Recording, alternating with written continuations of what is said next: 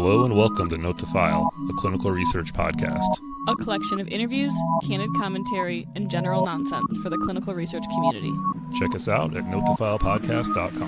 And now, without further ado, on to the show.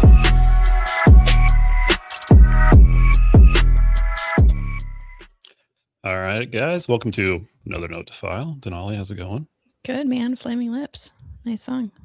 I mean, there's not a lot of cool things about Oklahoma that I want to show people, but that's one, the Flaming Lips. So I saw them when they were in town this summer. Was it summer? Last summer? So you think you're cool? I mean, super cool. We already know that. But there's a place in Oklahoma, though, that like my tattoo artist loves the Flaming Lips. And so we talk about it quite a bit. But there's a place in Oklahoma City that has there's like a venue or something there. Yeah, it's like a art gallery / venue. Interesting. Yeah. Have to check it out. Again, not a lot of cool stuff here, but that is one. Welcome our guest today, Lindsey Wahlstrom. Yeah, you got it right. Oh, I even told Denali before. I was like, let me make sure that I get her last name correct, or I'll fuck it up. And I nailed it. So you did. You A+. You did a really good job there. I'm proud. I appreciate that. Yeah. How's it going today, Lindsey?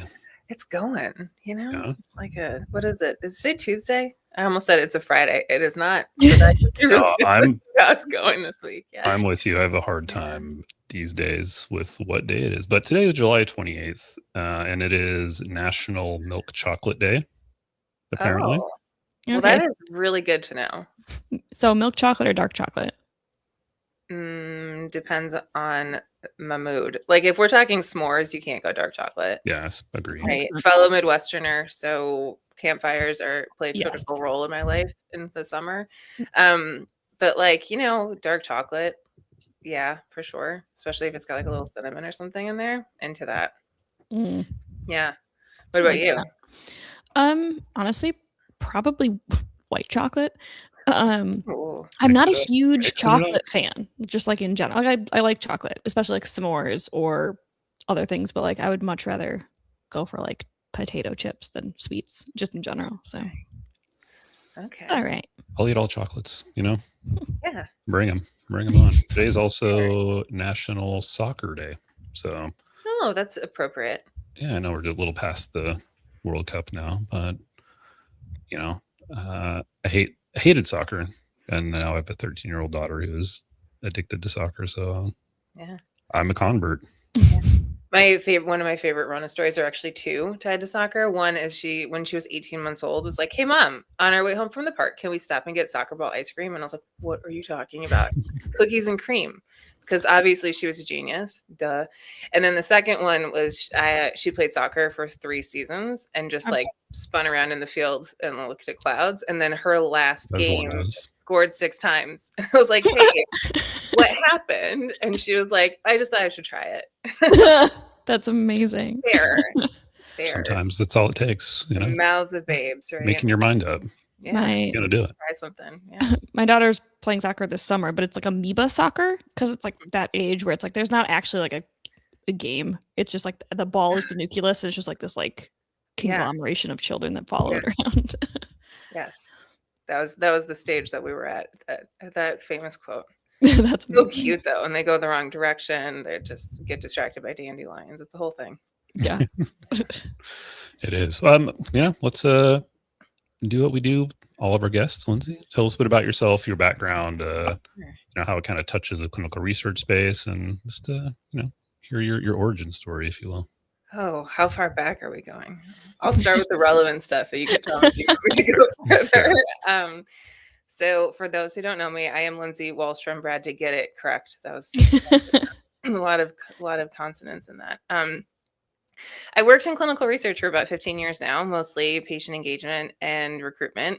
I spent 10 years before that teaching people how to write soap operas about health and environmental issues, which is my fun fact, but also really appropriate, actually, if you think about patient engagement, of like taking hard to understand concepts and using the power of storytelling to break them down into things that people understand. And I always worked with partnerships too, even in that space. But we were running these huge population level programs and not measuring impact. And so I was like, hey, I have a little problem with that. Decided to go to grad school so I could do something about that. Got my MPH and then wound my way into research through marketing and behavior change communications. And I've worked at a variety of different digital health companies and academic settings. And while I was working in cell and gene therapy for rare disease, my then perfectly healthy 5-year-old daughter was diagnosed with a rare disease. And she and I were in 4 clinical trials together. I was her cell donor and she was the recipient. And so over the course of a summer, we lived in the hospital for 4.5 months and participated in research. And then unfortunately, she didn't survive her treatment. So she died at 23. And that sucked. Yeah. It's rough, right? And it's rough to be in the industry and have that be the case.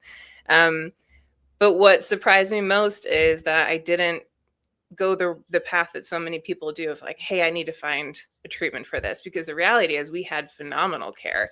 We had clinical research available to us. We had compassionate use access. My takeaway was just not every kid will walk out of the hospital. And how do we then create space for childhood and magic in a care setting? So I'm in this like firm life pivot right now of focusing more on that. And we'll probably get into it a little bit later, but all of that started with me wildly agreeing to do a speech about what I learned for clinical research 8 months after she died. So I gave the speech a year and a week after that, and here we are. Here we are today. I mean, I remember that presentation. It was incredibly powerful, and I think there was probably not so many dry eyes in the audience. It was there were a lot of incredibly crying impactful. People. It was incredibly impactful. Yeah. Thank you. Yeah. I practiced in front of a lot of people so I could get used to not crying on the stage. Yeah. So tell us a little bit more about so like this project, right? It was Rona's Fun Lab, right? Yes. Like, tell us a little bit more about that. So Rona wanted to be a YouTube star, as all 5-year-olds do, especially those who are in protective isolation and can like only watch an iPad for entertainment. And she started recording a science show with her dad. And it was ridiculous in the way that little kids are, right? Like, we're going to do baking soda and vinegar and like, and she would wear these giant purple sunglasses as her safety goggles as she recorded the show. So as you both were in the audience for, when I did the presentation, I really synthesized everything into 6 principles for doing better pediatric care and research. So fun, they spell out Fun Lab. So F is for fun, making room for kids to be kids. U is understanding, making sure that everyone understands what's happening at every stage, not just like not treating ICF as a finish line. It's really the starting line for communication. Yeah. N is nuance, watching how we talk about people in a care setting. L is lighten, centering families in care. A is ally, so engaging people with lived experience as equal partners. And then B is balancing the magic of science with the magic of living, just creating space for humanity in healthcare. And at every speech, people get a pair of sunglasses. So once you've heard it, you get your own little safety goggles to remind you to keep the balance of magic and science in your work. I think you asked, what are we doing? So I just told you who we are. So now we're working more directly with care teams, which is really exciting. So we crossed a threshold this year, 3,000 providers educated in the Fun Lab framework. That happened earlier this year. And we're about to launch our first in-hospital program for kids, which actually takes both of my backgrounds. So we have taken infection control protocols for a children's hospital, and we turn them into cartoons. And as part of the cartoons, the kids will become deputies, so infection control deputies. So we're finding moments for agency when autonomy is removed, and really creating space for kids to become active members in their care instead of having the care happen to them. I imagine that's probably, especially like for kids who don't have that, especially like you're not even consenting necessarily, right? Yes, like correct. Everything's kind of being removed from there. That's yeah, totally.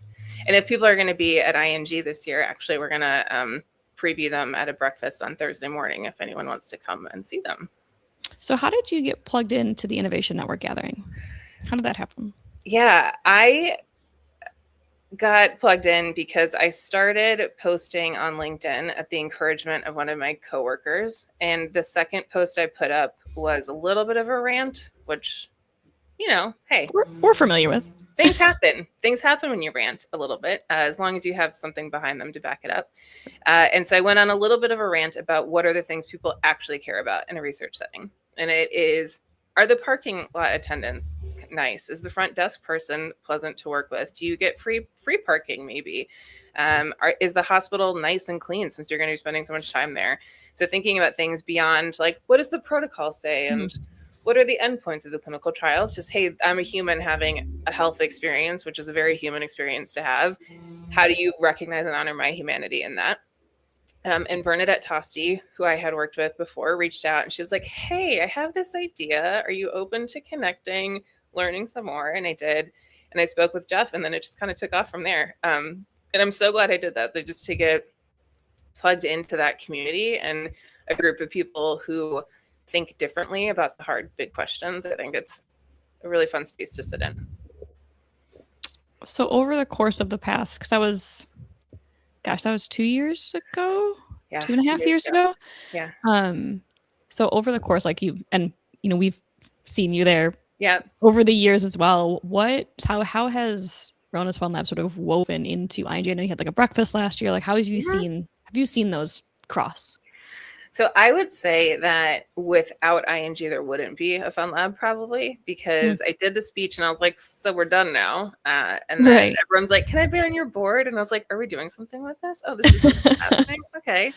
And so it just started to come together. So for me, it has been a really critical part of the Fun Lab growth trajectory. And so many folks who are on my board or my advisors came out of ING, honestly.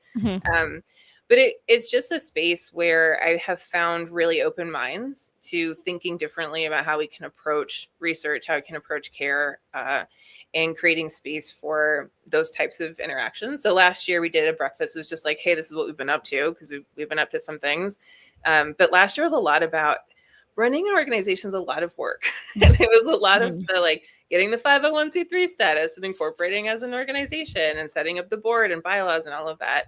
And so this year we're going to do the breakfast again, but I'm really, again, excited to have actual programs to show people and the growth that's happened. But it does truly, like ING is sort of the impetus behind Fun Lab, is where it came out of. I think that's an interesting comment. I feel like that's like such a common thread across even like research sites, for example, where it's like you have a mission and an idea and I want to do the research, or I want to take this mission forward. And then there's all of the logistic operations. How do you do that? Wait a second.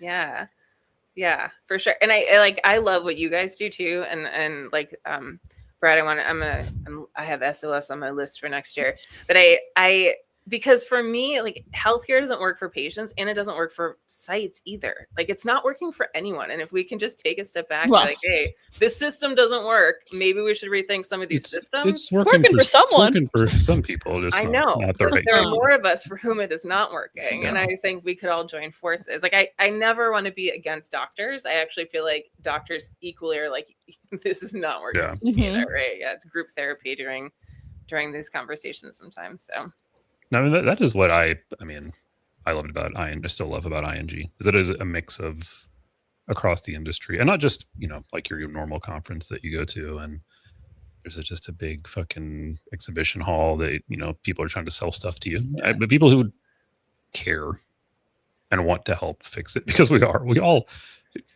I've learned as a site, life as a site's kind of isolating, or it kind of feels like. So going to these things and you realize, like, oh, you guys all actually have the same pain points, more or less, just a different, somewhere different down the line. So, I mean, again, I love that a group of people who actually care a little more than just trying to sell you something, trying to make some changes. I think that's the key piece, right? Like Rona's Fun Lab is not like, oh, we're doing this because we're going to make money. And I have a plan, and I'm raising for my next when is round. your IPO? When's your IPO? It was the 501c3 status we got in January, Brad. Okay, fair enough. But it's like you're not doing this for that like end game dollar, right? Like it's I am our major donor right now. So. Yes, exactly. That is note to file too, right? Yeah. Like it's like it's not a thing to, hey, I'm gonna get rich quick on this. And I feel like a lot of conferences I go to, it's hard. There's not a space for things that aren't that. Totally. And so I think it's really cool to see that sort of actually play out. Because I think we talk about ING, we think it's really cool. People have ideas and they come to it, but I think it's also really easy to have lots of ideas and then nothing happens. Yeah. And so can you talk a little bit about like how you were able to then go from like, here's the idea, I gave this really powerful talk, this is sort of the framework, to like, oh, I could actually do something. Like this is going to be more. Because I think that's a really hard step that a lot of people don't make. Yeah. I'm gonna get a little woo-woo, honestly, because my honest answer is that well, before I jump into that, I think ING is like a marketplace of ideas. So it's like your point, like Brad, of the conference hall, like what is being sold are ideas and is not organizations. And it creates space then for the idea to bloom, right? And so for me, when I think about ING and I think about what happened with that next step, is like I always felt like I was born to be Rona's mom, like hands down. She just came in my life and I was like, oh, this makes sense. Like if I believe in soulmates, it is because of my daughter. And I think this is part of it. And I think like this is unfortunately like part of what I'm supposed to be doing. And so I believe that we all come here to learn things and do things. And I refuse to do this storyline again the next time around. So we're going to do what we're supposed to this time. Do it right. Do it right. Yeah. So you don't have to do it again. Yeah. So I've got it with both hands. I'm not letting it go because I will not play this one out again. And I think any lost parent would probably tell you that we're not doing this one again. But yeah, I think so. For me, it just became I had this idea and I have a concept of what I want to do. And the pieces are starting to come together, which is terrifying and exciting at the same time. But for me, ING was sort of the group of people that held me responsible to that. And they removed barriers, they removed obstacles. Michelle and Jeff gave me the opportunity to give a TEDx in May, which will be coming out at some point. We don't really know when. But like that is another barrier removal to that. So for me, it is just this group that has stepped in to hold me up in literally the worst moments of my life and to help me not have to do this again. No. Yeah, I love that. I want to go back on you came from patient recruitment and engagement. I still do that. Yeah. You still do that? I'm one of the weirdos that actually really likes it. Yeah, you are a weirdo for that. So for sure. Weird. Yeah. So I mean that's I don't know, maybe it's just my like LinkedIn feed or I don't know what. I feel like there's a lot like talk about like patient recruitment and engagement right now. And I even go to the other conferences with their exhibition halls. I feel like it's super weighted towards patient recruitment because no one does it well. Well, that's my question, I guess. Like, why? What are we? Okay, I'm gonna toot my horn for a second. So I walked in. I won't say which role this was, but I walked into a role and like every study was at risk of churn. And by the time I walked away, about a year later, 70% were on or ahead of schedule. And here's why: because there's no silver bullet. And that is the problem. We're trying to automate something that is so human and so unique to every single community that the silver bullet is just like knowing your numbers and living in your numbers and understanding the data and then taking time to actually understand the people with whom you're trying to interact. And so if someone comes to me and they're like, I have all this data and I can solve all your problems, like, no, you can't actually solve all my problems, but I would love to see your data and like, let's have a conversation about how it might contribute to something better. But at the end of the day, when I look back at the behavior change work that I used to do, there's this idea of the CAP gap, which is you improve people's knowledge, you shift their attitudes about different things, and therefore it equals changes in practice. And that is not true. And what they found over time is it involves things like barrier removal and interpersonal communication and making all of those things happen. And so there are organizations that are phenomenal at engaging certain communities because they have all of the pieces right. but no one has fixed recruitment because there are so many complicating factors, and we're treating it like a the more studies we have, the more inclusion and narrower the inclusion and exclusion criteria get. Like, oh, that's not going to be a big deal, but it is actually a really big deal. And you have all of the sponsors who are rushing to be first, second, third to market, and they're all looking for the same tiny little section of humans who are like, stage 5. I always give the example, and it's a little bit of a lie, but not really. Like stage 4 cancer with healthy organ systems, which is like the opposite definition of stage 4, right? You've like met somewhere.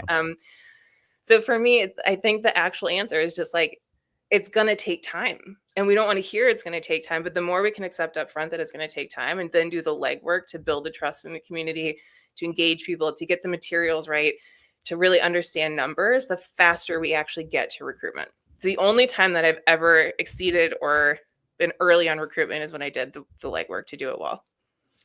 Yeah. I mean, I made that kind of certainly somewhat validates something I've been saying for a while, is I feel like, I mean, really what we're doing is not particularly scalable, right? It is like, so it's like you're starting a new company every time you run a new trial. Yeah. And to your point, like the criteria are so crazy. I mean, you hear, again, I see all the stats, but we run advertising, we talk to patients. A lot of patients want to be in a clinical trial or want to participate in helping make the future better by being part of a clinical trial. Yeah. It's not a lack of people who want to do it. It's that they just simply, most of them don't qualify in my experience. Yeah, totally. I did an analysis because I'm a weirdo. And I looked at Rona had acquired aplastic anemia, which is a somewhat, at least to our knowledge, not genetic form of bone marrow failure. It's an autoimmune condition. I would imagine there's a genetic cause. We just don't know yet. Yeah. But I think like there were 27, I think, studies, and 25 had exclusionary criteria that were really common comorbidities. And I think about it, it's a 1 in a million diagnosis. It's even less if it's a child. Most people who are diagnosed are over the age of 60. And then you're narrowing the criteria, and you're like, well, no wonder why you don't meet your endpoints. You can't get enough data, right? So for me, it's about really thinking about how can we get to places where we can answer our scientific questions without making research inaccessible to the bulk of people who would benefit. And I guess that's always been my unclear to me, is this just the nature of the science? Because we need so little confounding factors that we need these perfect patients, even though, as well as I do, that's not who's going to be treated in the right. That's going to be a much broader. It's going to be a much broader selection, because that's also how they're going to make way more money. Or is there something that can be done to open it up more to bigger populations? Because again, I think a lot of people would participate if given the opportunity, and we have to it sucks to continually turn people away and be like, never mind, you can't be in this. Well, I mean, it seems like the common thread that you're kind of touching on is like making this all patient, like human centric, whether it's the trial design and eligibility criteria and approaching recruitment to be like, we need to focus on the person side of this and like how we're interacting with them, all the way through to like the actual engagement and participation in it. And I think, but isn't that that's an inherent problem? Because that's what I'm saying. We don't do that. I assume you're an MPH, you said, Lindsey. Yes. So the idea of like population health versus treating we're not trying to help one person, unfortunately. We're trying to create, a broader knowledge set. So it's a weird conundrum, I feel, especially at the site side, where like you're dealing with the patient, and you're kind of like, this isn't really for you. It is for you because we want to take care of you, but it's also not for you at the same time. But the population is patients. Like it's a collective. So you can't miss the forest for the trees, or whatever. Like you still have to identify that this is a collection of patients who are individuals who need to have the experience to appropriately get to the population side of things, I would imagine. And we're seeing an increasing push towards N of 1 and precision medicine, which is like a whole other can of worms that we can get into, but we aren't going to get into. Like I could go down like reimbursement rabbit holes on that one, right? Like I think there's so much to figure out still, but it is like, I had a conversation when we were in a trial where I ended up withdrawing consent to get us out of one so we could get into another one that everyone agreed she needed to be into, but we don't want to have a protocol deviation. So, and I just remember the NP was like, I understand. However, if we pull her out, then it ruins the trial for everyone else. And I was like, oh, I get that, but I'm her mom, right? And so it's hard when you're the person that's on the receiving end of it. So I uttered that dreaded phrase, and it solved everyone's problems in that instance. But if it hadn't been something that they were on board with, I would have really jeopardized our ability to access additional care. Yeah, that gets tricky. So that brings up your official title at Rona's Fun Lab. I want to hear more about how that came about. Yeah.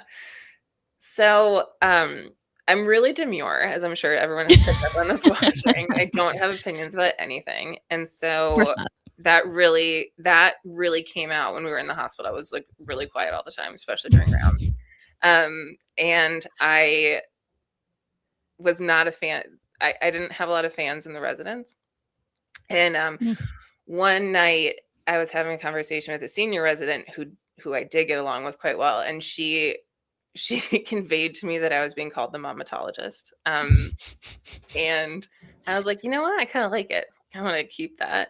And now it's trademarked, not because I'm trying to hold on to it, but I want there to be other Momatologists in the world. And I want us all to be able to hold that title. So I didn't want anyone else to get it. But yeah, it's like the role that you have to play when you're a parent with a sick kid. And I think everyone who has had a sick child can probably understand that feeling of like, I am not only a parent in this moment, but I am also a member of my child's care team, and how much I resented that role and having to play that role where, you're like 3 a.m. and the resident comes in and they're like, so just so you know, like her labs are growing a bacteria. And you're like, okay, which one? And then they say like this really long scientific name. And I was like, is that MRSA? And they're like, I'll be right back. 20 minutes later, come in, they're like, so it might be MRSA, but the good news is like her antibiotics are covering it.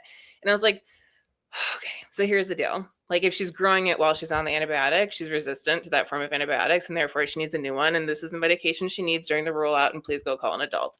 And now you know why I'm called the Momatologist. But it was like, it was that every day, right? Like something along those lines. And so you do become just this part of your child's care team. And I think it's probably similar to how people feel when they're caring for an older adult or even a loved one of any kind, when someone is in a critical illness and you're having to make decisions where you're carrying your day-to-day responsibilities, but then on top of it, you feel like you're making choices. You're often not, but you feel like you're making choices that are life and death. Usually those choices are being dictated by the condition, right? But you feel like you're carrying the weight of that and the guilt of that and the responsibility of that. Yeah. So you said you trademarked it. What are you gonna do with it? I don't know yet. I just want someone else to. Do you know? Like, does that make sense? I feel like it fits very well into like the Rona Fun Lab things. I feel like there's a lot of fun things you could really do with that. I was curious if you had any ideas. Listen, I have some thoughts of like a Momatology 101 course and like 102. I also have thoughts of well, I've been asked about writing a book, so there's a thought there. I actually have a children's book coming out in December, which is fun. Nice. Yeah, it's the woo side of me coming out to play. Okay, no, I have a couple people I know who've written children's books. I feel like those have a face. Well, Angela Radcliffe, right? She wrote one too. And then Bree Burks wrote one as well. Just like sort of different. They're really fun. Yeah, they're fun to write. Like you let your imagination. This one's more for it gives opportunities for people to think about death in a different way. So it's kind of that dual angle for parents and kids. I have like a lot of the hospital teams reading it, but then also friends who I'm like, would this have been helpful? Yeah. So that's exciting. But yeah, so lots of ideas and things in the hopper. But I'm not entirely sure exactly where it's going. But I've never been entirely sure where this thing is going, and it seems to keep growing. So I'm just along for the ride. Oh yeah, no, I mean, I don't know what I want to do when I grow up either. Ugh, who does? That's part of the fun. That's part of the fun, though, right? Like it. To your point earlier, I think some things, especially as you become more sort of aligned with what you maybe should be doing, things sort of open up to you that didn't otherwise before. Brad, are you woo woo too? A little bit, yeah. I mean, I have Lao Tzu tattooed on my arm, and I like all the old like Richard Bach, new agey stuff. So definitely a part of me there. I think it's a part of a lot of people, and we just don't talk about it. Well, the problem is the people that do talk about it oftentimes go like a little too far, a little grifty with it. Yeah, so it's like hard to like, even though I like I'm drawn to it, when I hear someone else talk about it, I'm sometimes a little bit like, I bring like research papers about it. I'm like, so here's the thing, like here's the research behind it. Yeah, it's there. But yeah, I hear you. Yeah, I think there's space to hold both things to be true. And I think that's when I mean like the magic of science, the magic of living. Like it's not just like, oh, I'm going to be super woo-woo and whatever, but it's like, how do we take pauses to find the space to be a human? Well, and I think it's easy to forget, right? Like, and again, depending on what your model for what you think life is, like, I don't know, to me, it's like, we're here one time and this is what we're here to do, experience and learn, and also fucking have fun with it, like it's not all about selling your shit on LinkedIn or marketing silliness. I mean, sometimes you can do that too. It's fine, perfectly. But also don't take it too seriously, Yeah, fair. Fun. It's about fun. I want to go back to something else you said, is that the N equals 1. And in the context of like right now, especially, I'm very interested in like watching the whole peptide market and movement. I get like I read the supplements, the people taking the peptides. Brad, are you taking peptides now? What are we about to learn? You'll never know. Surprise! Unless you take my urine sample, you'll never know. No. But no, I'm interested because I'm watching people like in real time collecting data on themselves. Say what you want. Like I think dudes like Brian Johnson are like over the top, and that guy gives me the creeps a little bit. Super famous sort of biohacker guy. But there's a lot of like regular people.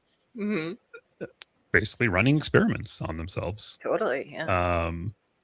I do wonder, like, do you think that will have some greater impact on, I don't know, the acceptance of trials, or even the acceptance of, these smaller N equals 1 sort of makeshift clinical trials, and potentially changing people's ideas about even clinical research? Do you think there's some impact there possibly? So I have to caveat my response by saying about a year ago, I took my Apple Watch off and threw it across the room and said I was tired of being biohacked. So like that's my stance on it.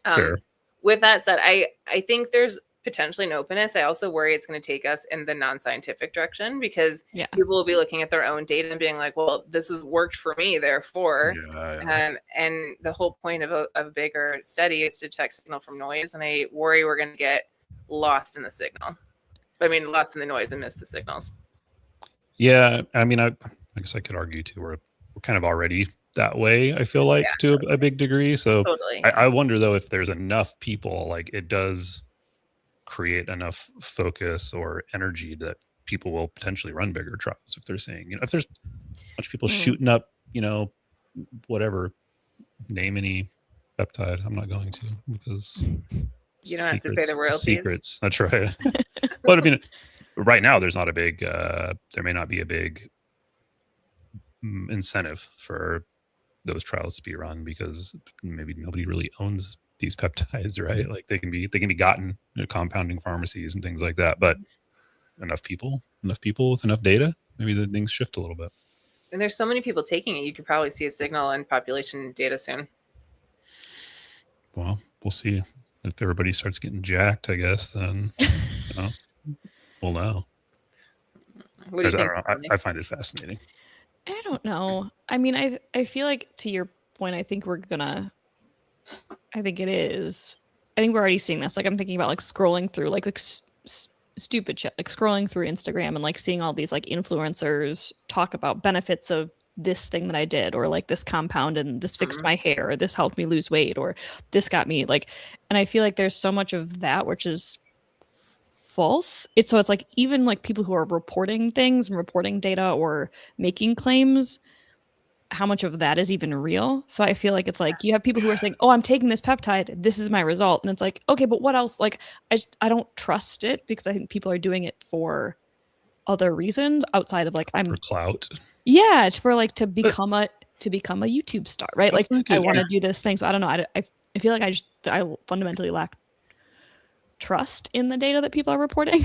Maybe that's just because I'm cynical, but I don't know. I also think it speaks to like and even something that you touched on, Lindsey. Like I think medicine tends to be very sort of like paternal, if that makes sense. Like the doctor tells you what, just like you said, the experience you gave, doctor tells you this is what it is and this is what's happening. You're supposed to be like, yes, sir, you're the expert. But then you've got the other side where people are coming in and being like, I need to be on this drug because I read this. And then you get into sort of like the whatever, freedom of choice that people have. And then like,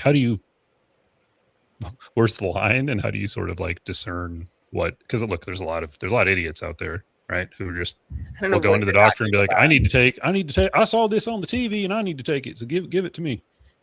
And that doesn't seem wise, but also there's more information out there than ever where, probably some people, are able to make that distinction. I don't know. It's an interesting conundrum, I think, in a way.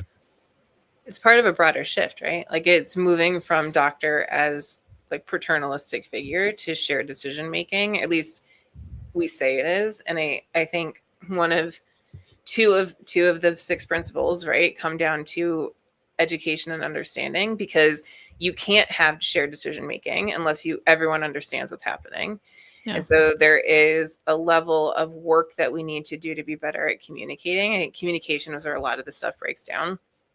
But yeah, also you can't advertise drugs really outside of the US. Like we're we have a free for all here, right? And because I spend all day Googling different medical conditions to figure out recruitment strategies, every ad I ever get anywhere, I have seen all of them. Like if I look at my profile on, you can like see like what advertisers think of you. It's just like, this chick has every health issue ever. It's just this like long list, right? And so you get targeted, and if you're desperate for an option, you're going to go ask for it because you're trying to find solutions. And at the same time, if you really need an option, you need an option. If your doctor hasn't brought it up to you, like, I don't know. I have complicated feelings. Yeah. In most things in life. Yeah. I mean, that's the beauty, right? There's no one answer necessarily. It's chaotic. Do you mean we have to live in the gray? Is that what you're saying? It's not black. I mean, I feel like saying that has weird implications, but you're not wrong. I mean, it is. It's also just, I think, thing by thing, if that makes sense. Yeah. You got to be dynamic. You can't do one thing the same way all the time. It just depends on the situation. Yeah, fair. It's just like patient recruitment. You can't just blanket do it. It all comes back. Well, and I mean, it does too, Ben.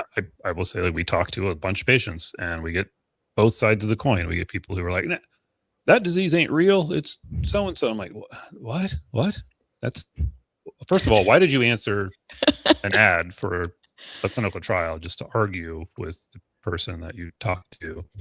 And then how do we help, or, how do we help educate to the degree that is appropriate, or can we, it becomes very tricky, especially as a research site who, like, we could spend all day on the phone.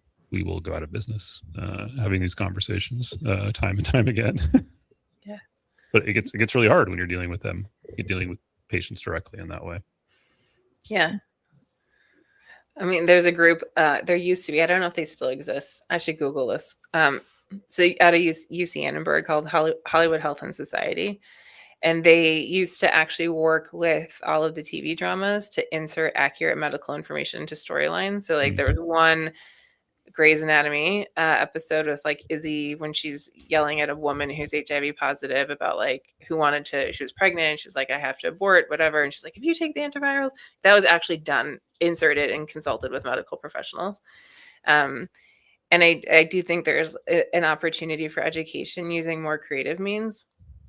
Is like the power of storytelling cannot be underestimated. And I think we default to fact which matters. Facts are so important, but there are different ways to present facts that help people like interact with it in a way that feels less threatening and less like they're being told and more like they're being invited to explore and ask questions and have a dialogue. And I do think sometimes like we get so like, well, this is what it is because this is what the science says. But if you're a scientist, you know, science does change sometimes, right? Not dramatically. Listen, I believe in vaccines. I believe COVID is real. Like, let's just get that out of the way. But like but sometimes we do learn new things with the research study, or sometimes we, you know, and so we have to find ways of interacting with the world and with the people around us. If we don't struggle to recruit because everyone wants to be in research, we struggle to recruit because we speak to the people who are already converted and believing in it.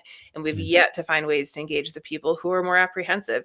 And there are a million reasons to be apprehensive that are so valid beyond like the 5% that are just like, yeah, I'll never believe this. Because the reality is like, you do believe it when you actually need something. Like when you are actually the person with the diagnosis, you're going to start believing in the need for something.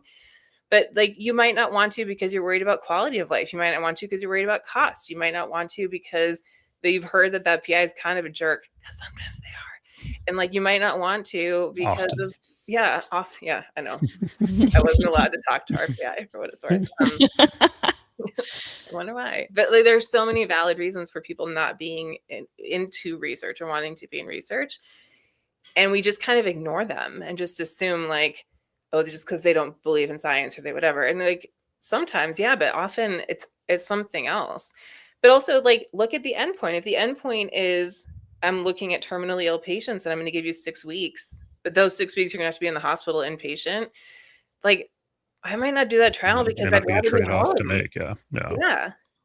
So there's so many things that we can do in design and as research professionals to solve this problem, but it involves really taking a hard look at ourselves and what we're asking people to do, and would we do those things as humans? Like if we weren't wearing a research professional hat, I don't know always that it's the case.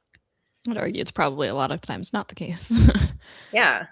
So that brings up an interesting question. So when you're talking about Rona's Fun Lab, the work you're doing, is it primarily pediatric, or are you doing it across other age groups, therapeutic areas, all of that? So I don't know if I want to go on the record saying this, but we'll do it. We'll do it. I think pediatrics is a Trojan horse for making system-wide change, because I think people on all sides of the political spectrum in general, regardless of your belief system, believe that children deserve access to care and that it should be good care. And we value childhood, broadly speaking. Yeah. And so for me, if we can improve pediatrics, and I need to be laser focused or I will go out of business. Yeah. I will go out of the business that I'm funding. So, like if we can improve pediatrics, I think we can shift the needle more broadly. Yeah. But I think it holds too. I mean, you know, you look at folks who are like in their 80s or 90s towards the end of life, and we're like, you can't have an alcoholic drink in a nursing home. Like, really? Like they can't have happy hour in a nursing home? One of my favorite influencers. You know who it is? I know, she'd love her. I have her sweatshirt. I'll bring it to ING just so that you can see it. It says, "If life is short, why am I still here?" And I stand by that. But I think, but you know, she's got kicked out of her nursing home because she was having parties. Like, you should have a party, man. You hit your 90s, you should party every day, and you should celebrate that, because not everyone is that lucky. Yeah. Most of us won't be. I love that woman. I was like, you know what? Goals. If I'm that old, I'm absolutely going to be having fireball shots with my friends in my nursing home. My friends are so tired of me sending her reels to them. But I just like really honestly, I think that that is who I want to be when I grow up. I don't know anything in the middle, but that is who I want to be when I grow up. Yeah. Fully support. I mean, that's like my like Betty White vibes, right? Like she like had hot dogs and vodka every day and was like, I'm going to go for it and do it. So 100% agree. But where I was going with this, I think that's exactly right. Where like I'm thinking about this model, and I think, you know, I think we all probably sit in a relatively like privileged band, right? Like we're educated, we have access to good health care. When we engage in healthcare in clinical trials, like we have a level of knowledge and understanding that we can bring to it. And I feel like there's a whole like pediatrics is, I think, like to your point, a really good starting point. But there's whole other populations who they're they have none of these frameworks as they approach healthcare, as they approach research. And so I think it seems to me like it could be very generally applicable across the board. Yeah. And there are places where peds does it worse, right? And so like I think about pediatric palliative care, it's a relatively new specialty, less than 15 years. No one wants to talk about it. So we do things in peds that we would never put adults through because we're just like, A, assent processes aren't there, or we like don't take kids at face value, and B, also parents lose control in a healthcare setting. The number one driver of CPS calls in this country is having a medically complex kid. So like you don't have full control in a care setting as a parent. But I think there are ways to learn between the two, right? But for me, I really think peds, it's the way to innovate. And even with rare, so many of the innovations that are happening in the rare disease science right now will have applications beyond for other people. It's just, you can get funding or people are interested in it. And it sucks that like, it's not great that that's how we look at the world, but it's great that there's an avenue to move the needle. Yeah. And I would say, I mean, that's at Mass generally recognized. I mean, like I used to work at Epic back in the day, and that's where they would go after. So if you think about who their primary targets were when they launched, who's going to be the early adopters of enterprise EHR systems, it's a large academic whales and then pediatrics, because they have the funding, they're innovative, and they're going to adopt something that is going to be this multi-million-dollar purchase. So it makes sense that that's a place where you go because it's funded, because it's innovative, it has space, and people like generally applicably, like everyone's on board with peds. So I think that makes a lot of sense. That's why we have federal funding for pediatric care, the SCHIP and the CHIP programs, right? Medicaid eligible conditions. We got so much rare disease legislation passed this year because there is support for it. Yeah.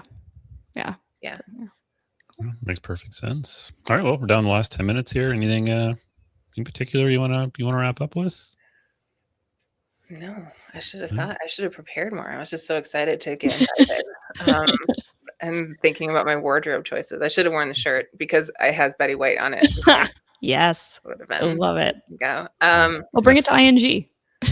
I will. I'll wear it for the breakfast. It'll be when your book, we'll have you back when the book hits, when the book drops. Yeah, you don't have to, but you're welcome to. Thank you. Yeah.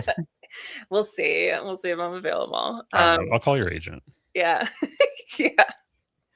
Totally. My agent, Pearl Plexity. Yeah. No, I'm just so grateful to have the space. And I've been appreciative of everyone that I've met at ING. And I remember our conversation last year at the after party. I'm really big fan of your work. So I'm just, tongue-tied being here. Well, glad you could make it. I think this was, like I said, I think, it was phenomenal to hear your speech and then also track Rona's Fun Lab over the last several years. And I'm excited to sort of continue to see where you take it, because I think there is so much potential there. And it's cool to see that you're continuing to get support from the Innovation Network Gathering as well as you continue to grow, which is always nice to see. Yeah, absolutely. I'm excited to see where it goes too. Right. Yeah. Where can people learn more? Oh, so they can learn more at our website, ronasfunlab.org. RONAFUNLAB. LinkedIn is where I'm most active. I keep being told I have to do things outside of it. I have accounts, but I forget to do it. But you can find Rona's Fun Lab at Rona's Fun Lab, and all the links are on there. And I'm always happy to connect and just learn more about what people are up to in this industry. I love meeting new people and hearing about things that they're up to. So cool. Yeah. Awesome. Lindsey, thanks so much for coming on. Yeah.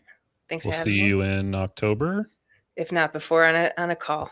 Yeah, we'll see. Oh yeah. Probably see on a few steering calls. I'm supposed to be on some of those, I think. I think there's one next week on your calendar. Okay. It's too far away from now. I don't know what's happening tomorrow. I don't know what's happening after this. So tomorrow, that's Saturday, you mean, Brad? Yeah, exactly. Don't confuse me. I'll be thrown off. Awesome. Okay, Lindsey, thanks so much. Yeah, and we will see everyone else on Thursday. Later, guys. See ya. Bye. Thanks for listening to Note to File. We're committed to continuing to bring you independent and unfiltered coverage of the clinical trial industry. We want to talk about what you want to hear. So if you have something on your mind, hit us up at notetofilepodcast.com.